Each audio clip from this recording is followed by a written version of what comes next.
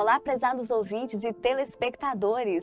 Sejam bem-vindos a mais um episódio do MPC Cast, agora também em formato videocast, disponível tanto em nosso perfil no Spotify quanto em nosso canal no YouTube. E o nosso convidado de hoje é o subprocurador-geral do MPC-MG, o Dr. Daniel de Carvalho Guimarães. Seja bem-vindo, Dr. Daniel. Obrigado, Simone. Obrigado a todos que nos ouvem, todos que nos veem agora, né?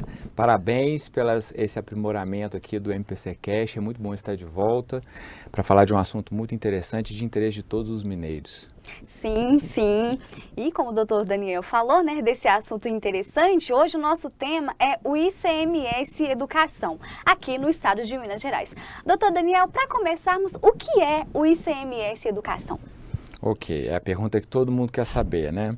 Então vamos lá. Para eu explicar o que é o ICMS Educação, eu preciso fazer só um resuminho rápido do que normalmente acontece com os impostos no Brasil, tá? Porque o ICMS é o imposto que é cobrado pelos estados. Então o que a Constituição faz? Ela divide os impostos entre União, estados e municípios. Para dar um exemplo, a União cobra o imposto de renda, que é um imposto mais conhecido. Os estados, por exemplo, cobram o IPVA sobre motos, carros e também cobram o ICMS sobre a circulação de mercadorias e prestação de serviços de telecomunicações e de energia. E o município, por exemplo, cobra IPTU, que todo mundo já conhece, sobre os imóveis, e também o ITBI. Quando você compra e vende um imóvel, você tem que pagar um ITBI. E essa é uma divisão feita na Constituição, para que cada um dos entes possa se financiar e depois prestar os serviços públicos à população. Só que a Constituição, ela já previu que essas entidades, elas são muito diferentes, algumas mais capazes, outras menos capazes, e reconheceu que os municípios precisavam de mais recursos, além desses que eles arrecadavam. E por isso ela previu que uma parte do ICMS que é arrecadado pelos estados, por exemplo, o ICMS arrecadado aqui no estado de Minas Gerais, uma parte dele é distribuída diretamente aos municípios, ou seja, pertence aos municípios, está na nossa Constituição. Agora você poderia me perguntar, mas como que ele é dividido entre os municípios? Minas tem 853 municípios. A gente pegaria essa parte, que são 25% de toda a arrecadação do ICMS do Estado, um quarto, né? Divide igualmente entre os municípios? Não. Até porque eles são muito diferentes e têm necessidades diferentes, né? Tem populações diferentes, tem problemas diferentes. Mas então, como é que seria essa divisão? A divisão desse ICMS se dá de dois jeitos. A Constituição previu isso. A primeira é um bolo maior, que, vamos lá, vamos começar na matemática. Desses 25% de tudo que é arrecadado, uma parte desses 25% você vai calcular para os municípios de acordo com os locais onde aconteceram a compra e venda de mercadorias e a prestação de serviço. Ou seja, aqueles municípios que têm mais atividade comercial, onde acontece maior fornecimento de telecomunicações e de energia elétrica, vão receber um valor maior, tá? E a Constituição disse que esse percentual seria até 65% daquela primeira parte. Então, 25% de tudo, pegou essa parte, 65% daqui você pode dividir entre os municípios de acordo com esse critério, tá? Mas e o restante? É aqui que fica o ICMS Educação. O restante, que pode ser de 35%, mas pode ser menos também, pode ser 25%, pode ser 15%, depende de cada estado. Ele vai ser dividido entre os municípios de acordo com critérios que são previstos numa lei estadual, tá? Só que a Constituição se antecipou e disse, olha, você pode decidir como você quiser a partilha desses recursos, mas desses 35% máximos, 10% você tem que distribuir aos municípios de acordo com os índices de melhora de aprendizagem dos alunos e os índices de aumento da equidade entre os educandos, levando em consideração o seu nível socioeconômico. O que a Constituição fez? Ela estabeleceu dois objetivos. ela quer que os municípios melhorem o sistema de ensino em dois aspectos: a aprendizagem dos alunos e também a diminuição da desigualdade que existe no sistema público de educação, que é notório, né? Tá. Então, 10% desses recursos seriam distribuídos aos municípios de acordo com o cumprimento dessas metas. Quem consegue atingir, quem consegue melhorar, recebe mais. Quem consegue melhorar menos, recebe menos. Então, vamos lá. Recapitulando. Então, tem o ICMS, todo arrecadado do Estado, 1/4 a gente pega e separa. Vai para todos os municípios. Desse 1/4, a gente pega um valor de 65% e divide entre os municípios de acordo com o lugar onde aconteceu o comércio, a operação com mercadorias e serviços. E a outra parte a gente pode eleger outros critérios.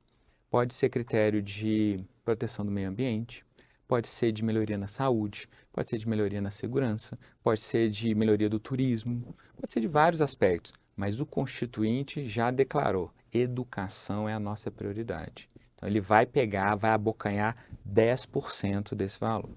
Como é que funciona em Minas? Em Minas, tem uma lei, e já tinha uma lei há bastante tempo, que é um nome até curioso, Lei Robin Hood. Essa Lei Robin Hood, que grosso modo, é retirar dos ricos e dar aos pobres, mas na verdade é reduzir desigualdades.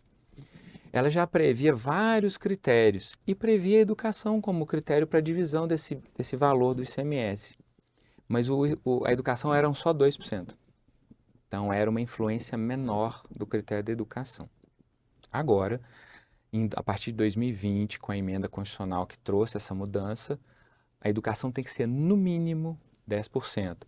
Pode ser 11, 12, 13, 14, 20, pode ser tudo, 35, depende do estado. Muito bem. Só que a maior parte dos estados, em 2020, ainda não tinha uma lei sobre isso. E não tinha uma lei que previa 10% no mínimo para a educação. Tá? E veio essa lei. A lei foi proposta. Agora eu quero esclarecer um detalhe. Quando eu falo 10% para a educação, não quer dizer que esse dinheiro que o município vai receber vai para a educação. Não é assim que funciona o incentivo. Aí que eu quero que você entenda. Vamos lá. A educação ela já é financiada com recursos públicos na Constituição. A Constituição fala que 25% de toda a arrecadação do Estado e do município, 25% disso tem que ser investido em educação. Então, a Constituição já garantiu um valor mínimo de investimento na educação, que não é pouco, é muita coisa. Tá? Mas, além desse valor, agora a Constituição, isso já existe há bastante tempo, sabe? E o nosso ensino público não foi aprimorado. Na verdade, a gente está tendo uma queda de qualidade do ensino público paulatinamente. Pelos exames internacionais e nacionais que a gente tem feito, a aprendizagem dos alunos tem sido cada vez pior. Então, como melhorar a qualidade? Melhorar a qualidade é fazer o seguinte: vamos conversar com os prefeitos, vamos dizer o seguinte: olha, você vai ganhar mais dinheiro para você fazer o que quiser com ele, do jeito que você entender no seu município, se você me mostrar por números que a educação no seu município melhorou. Como?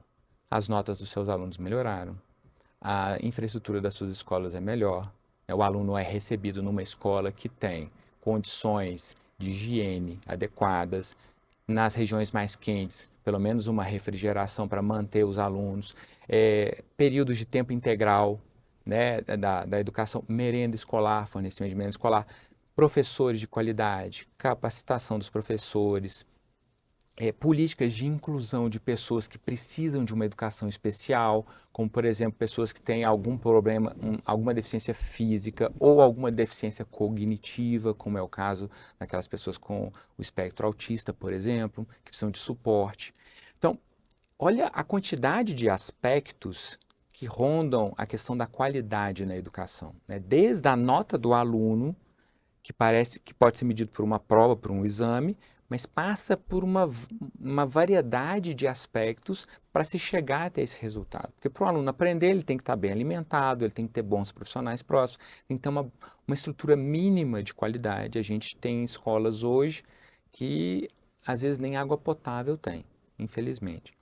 Então, o que o Constituinte pensou? Falei, eu vou incentivar o prefeito a melhorar a educação, não só a investir aqueles 25%, mas melhorar, ter alguma ideia inovadora, melhorar a qualidade dos professores e tal, eu vou dar mais dinheiro para ele. Porque esse repasse do ICMS, Simone, já existia desde 88. Mas como é que era? Era dividido de acordo com o local onde as pessoas praticavam os atos de comércio, então não tinha nenhum incentivo a você desenvolver alguma atividade pública.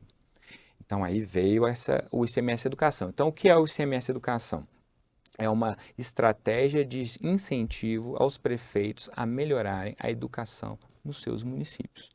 Quem melhora os seus indicadores ganha mais dinheiro para aplicar como quiser, porque a gente pode pensar que não, tem que ser na educação.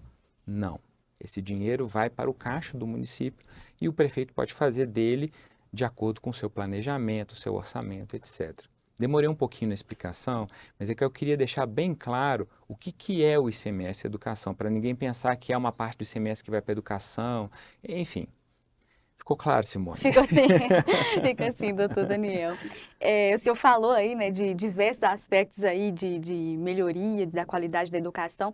Quais que seriam os principais desafios que esses gestores enfrentam para a implementação dessas melhorias, assim? São muitos. Então, por exemplo, a lei mineira, ela estabeleceu algumas formas de medir a melhoria das condições da educação. A Constituição exige que você melhore a aprendizagem dos alunos, dos educandos, mas também exige que você aumente a equidade. O que significa isso? Onde está a desigualdade no ensino público? Está em você prestigiar grupos minoritários. Há uma diferença histórica, infelizmente, que a gente vive até hoje, entre as pessoas brancas e negras, pardas, indígenas, quilombolas, etc. Há os grupos que têm alguma deficiência que também ficam à margem. Não é toda escola que consegue receber um portador de deficiência cognitiva com espectro autista. Por quê? Porque não é um professor que está acostumado a uma sala de aula normal que vai conseguir dar suporte àquela criança. Então, tudo isso passa por um complexo sistema. Eu não sou um profissional de educação, mas a gente percebe que é um sistema complexo de inúmeras variáveis. A lei escolheu algumas que a gente tem que medir. Por quê? Porque você tem que colocar isso em número, percentual. Você tem que conseguir medir como o município estava no ano e como ele ficou no ano seguinte, para você saber se ele melhorou ou não e quanto ele melhorou. A gente precisa melhorar em muita coisa. O nosso Plano Nacional de Educação tem inúmeras metas e uma das metas é a universalização das creches. A gente não conseguiu isso ainda. Então veja, o gestor municipal ele precisa, ao invés de simplesmente, porque até então ele tinha que cumprir o mínimo de investimento na educação. E às vezes ele fazia isso gastando muito dinheiro com ferramentas que não são úteis ou que são até desnecessárias. Você deve ter ouvido falar de algumas lousas interativas, de tablets, de robótica, kits de robótica, que podem até ser interessantes desde que você tenha pelo menos o básico na escola, que a criança consiga aprender o básico e não só aprendizado, socialização, você aprender valores, aprender a conviver com as outras pessoas desde pequeno. Então, o desafio do gestor, agora incentivado, né, por um recurso a mais no seu orçamento, é utilizar a mão de obra que ele tem atualmente, com os recursos materiais que ele tem, para tentar efetivamente melhorar a qualidade do ensino e trazer mais pessoas para dentro da escola. Melhorar a escola, melhorar o professor, melhorar a condição dos alunos e também trazer mais pessoas. Acho que a gente já deve ter ouvido falar da busca ativa dos alunos, para evitar essa evasão escolar que existe em grande número pelos rincões do Brasil. Então, a gestão vai ter que ser um pouquinho mais sofisticada, o gestor vai ter... E assim, não é sofisticada de complicado, não. Na verdade, ele vai ter que fazer um pouco a mais para conseguir obter um resultado. E isso é interessante porque quem mede isso é a Fundação João Pinheiro, que é uma entidade pública aqui de Minas de muito prestígio, que tem esses dados, muito séria. E se você fizer um painel acessível a todos, para as pessoas saberem como estão seus municípios, é mais uma ferramenta que o cidadão vai poder ter para exigir do seu prefeito, do seu vereador, melhorias naquele campo tão importante como é o da educação. Entendeu? Então, acho que o grande desafio vai ser esse, utilizar esse estímulo financeiro para você promover mudanças de fato, que coloquem os municípios e, por consequência, o Brasil, num patamar bem superior onde a gente está agora, porque nosso ranking internacional é sofrível atualmente, infelizmente. Sim, sim, certo, doutor Daniel. Qual papel os órgãos de controle, aqui no nosso caso, né, o próprio Ministério Público de Contas, eles têm desempenhado na fiscalização e na garantia de que o ICMS Educação seja realmente aplicado de uma forma correta? Muito bem. Vou te dar um exemplo do que aconteceu nesse caso. Não foi todo mundo que ficou satisfeito com essa lei, não, tá? Já te explico por quê. Essa lei, ela foi gestada na Assembleia com uma influência grande dos pequenos e médios municípios, que têm representantes lá na Assembleia. E os grandes municípios, os municípios mais populosos de Minas Gerais, eles acabaram tendo... Só para contextualizar, essa regra nova surgiu no segundo semestre de 2023. A Fundação João Pinheiro teve que correr para fazer uma regulamentação e fazer os cálculos com os índices que ela tinha à mão para já redistribuir esses valores em 2024. Então, foi muito rápido. Então, nesse início de ano, já começaram as reações contrárias. Por quê? Porque teve município que recebeu menos do que antes. E em muitos grandes municípios receberam menos. Contagem, Betim, Belo Horizonte, Governador Valadares, os maiores, né? Por que isso acontece? Porque pelos índices que estavam lá sendo medidos, atualmente, eles não obtiveram uma melhoria na qualidade do ensino. Só que o que eles trouxeram? Por que eu estou dizendo isso? Porque eles trouxeram o caso para os órgãos de controle, né, eles levaram para o Ministério Público Estadual e aqui para o Tribunal de Contas, questionando os critérios que a lei previu. Em resumo, eles disseram, olha, está faltando um critério aí. Porque se essa política é para incentivar o investimento em educação, você tem que levar em conta o tamanho da rede de ensino, a quantidade de alunos que você tem. Então, esses municípios questionaram esses critérios da lei aqui no Tribunal de Contas e no MP estadual. De que resultou isso?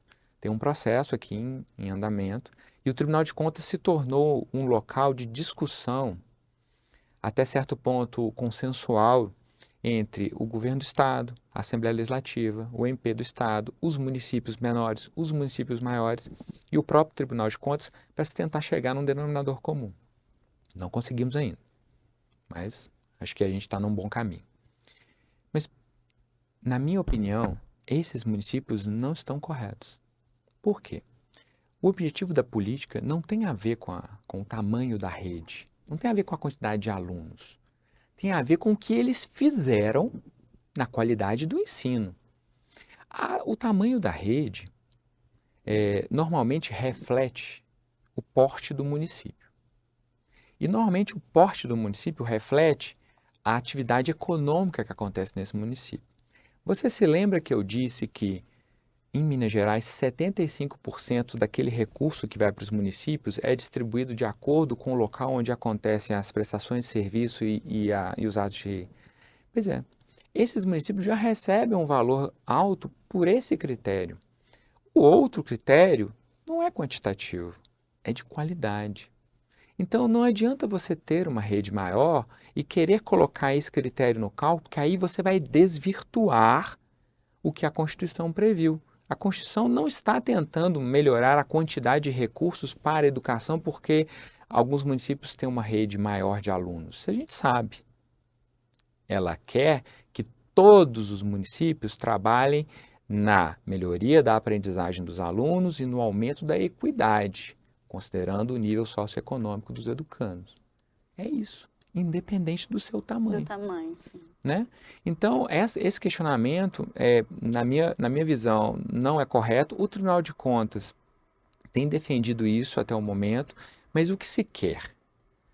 É claro que a legislação não é perfeita e ela tem que ser monitorada, acompanhada ano a ano para saber se pode mudar um critério aqui, um critério ali, melhorar o cálculo aqui, melhorar o cálculo ali. E isso é normal, isso pode ser feito. Né? Mas aí, por que eu falei isso? Porque esse assunto veio aos órgãos de controle por iniciativa desses municípios que se sentiram prejudicados, né, pela distribuição diferenciada desses recursos, que até então era num valor e passou a ser num volume menor. Mas, enfim, nós estamos nesse pé, a princípio a lei está vigente, ninguém questionou e os critérios continuam valendo. Vamos ver o que acontece nos próximos capítulos aí daí para frente. Entendi, doutor Daniel, perfeito. Muito obrigada pela sua participação aqui, né? Uma temática tão importante que está aí à tona. Muito obrigada, agradeço a presença do senhor aqui. Simone, eu que agradeço, é sempre um prazer voltar aqui ao MPC Cash. Eu acho que esse assunto não é muito conhecido de todos, mas eu acho que é de fundamental importância que esses órgãos, como a Fundação João Pinheiro, consigam colocar num portal de forma compreensível para todo mundo, para que cada cidadão do seu município veja como está a educação naquele município. Até traduzindo os números, o que significa esse número aqui? Isso quer dizer que as notas dos seus alunos foram uma média de 60 em 100, por exemplo, ou que as escolas só 50% têm uma infraestrutura satisfatória, ou que os professores só têm capacitação 50% dos professores, os outros 50%, entendeu? Para você saber em que pé que se encontra a educação, para que o eleitor, o cidadão, possa conhecer o seu município, cobrar dos responsáveis e também fazer a sua escolha. A gente está aqui às vésperas de uma eleição municipal, então fazer uma sua melhor escolha de acordo com os dados que ele tiver à mão. Mas é isso, muito obrigado. Prezados ouvintes e telespectadores, acabamos de ouvir aqui o subprocurador-geral do MPCMG, o Dr. Daniel de Carvalho Guimarães. Não esqueça de compartilhar esse episódio e também acompanhar outros episódios aqui. Para mais informações sobre o nosso parquê de contas, acesse mpc.mg.gov.br. Também nos siga em nossas redes sociais, mpc_mg. Por hoje é só, nos vemos no próximo episódio.